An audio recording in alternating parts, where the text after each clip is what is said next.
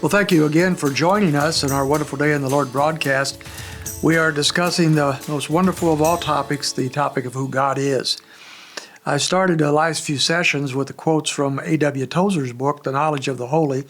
I want to give another one that's also found early in his book. It goes like this: the man who comes to the right belief about God is relieved of 10,000 temporal problems, for he sees at once that these have to do with matters which at the most cannot concern him for very long. That's an astounding statement, to realize that when we really understand God, we truly, and the more we understand God, because as we've been saying together in the last couple of times together, none of us ever totally grasp the very fullness, the nature, the inexplicable being who God is. He's beyond our capacities to truly and fully comprehend, but we cannot comprehend him up to the point that he's revealed himself to us. And that's what we're trying to do together in these mornings, to know who our God is. But I like what he says here. If we have the right understanding about God and truly understand him, that relieves us of a whole lot of other problems, because a lot of things are folded into who God is, and a lot of things are dealt with properly when we understand the very nature of God himself. So these are important things for us to grasp at this point.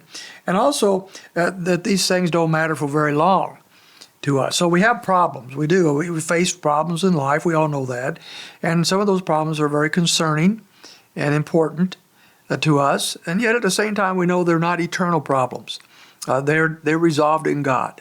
If we know the Lord, he's forgiven us of our sins. He will ultimately take us to be with him forever in a sinless environment where we are worshiping him forever. So all of our issues, no matter how grave they might be, are resolved in him. And so that brings us to our subject today, and that is the immutability of the Lord. That is, the Lord cannot and does not and never will change. Let me read a couple verses. I'm looking first of all at James chapter 1 and verse 17.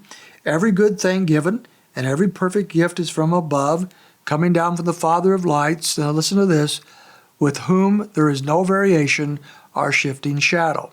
So get the idea of a shadow. Shadow changes with the movement of the sun, and so there's variation. The shadow's never the same moment by moment. But with God, that's not true. There is no variation. There's no change in God, and there's no shifting in God. He is absolutely unchangeable. And so that's a wonderful verse for us to note. We go over to Hebrews in chapter 1, and we look at verse 10 and through 12, and he talks about this as well. He says, "And you, O Lord, in the beginning founded the earth, and the heavens are the works of your hands. They will perish, but you remain.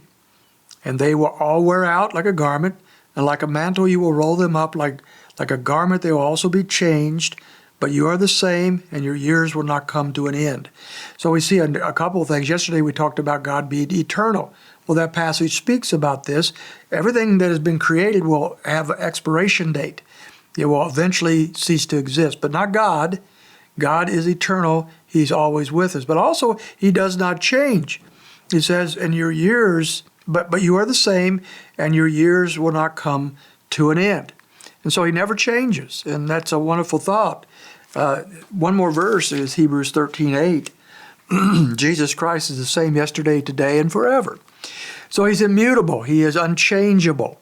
And if you think about that for a moment, that's so different than us. We are very changeable physically, emotionally, spiritually, and so forth. We're just very, very changeable people. God is not. God is the same yesterday, today, and forever. And think how comforting that is to realize that God cannot change. God is a God who is never moody. He doesn't improve. He doesn't digress. He doesn't get more holy or more loving or less this or that or the other. He simply is always the same. And you and I should rejoice in that once we think it through a little bit, because if he was a changeable God, the God we worship now would not perhaps have been exactly the same God that was worshipped in biblical times. Or perhaps the future, he would change in some way and not be the same as as he is now. That would be a devastating and awful thing to consider, wouldn't it? And so we want to realize how wonderful it is that God is immutable.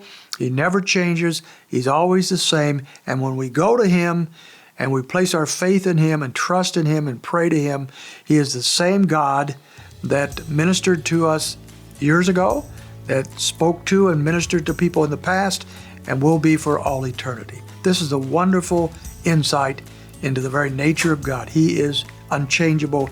He is immutable.